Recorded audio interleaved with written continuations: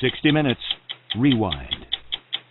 Did you know what the role was? Did you have any conception of how big a movie it was going to be? Had you read any Ian Fleming? Did you know this? Oh yes, I knew. In fact, I had read Live and Let Die, I think, was one of the first things. Ian Fleming wanted Cary Grant, and then he wanted Trevor Howard, you know.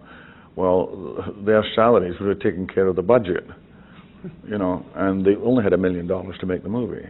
So you got the part. Did you know you were going to get the part pretty early? Did you feel good about the interview or the audition? No, I really had no idea how. And I know, in fact, I know where I was going the night. I only had a certain time to get there. I was on a parking meter, and I was going to an England-Poland game of soccer at Tottenham.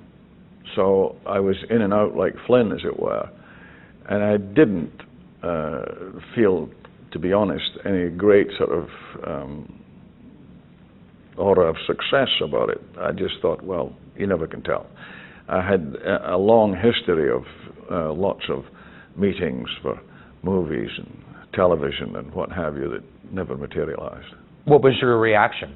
I mean, at what point did you realize that this was going to be huge? One couldn't have foreseen it, certainly after the first, and then the second one was quite a bit later, From Russia with Love, and then that sort of by the time From Russia with Love was getting underway, Dr. No had become a success because of America, but nothing like the eventual success it was to be. I think about the fourth, I think like Goldfinger and then Thunderball were really kind of rocking, making money, you know, huge all over, not just in America.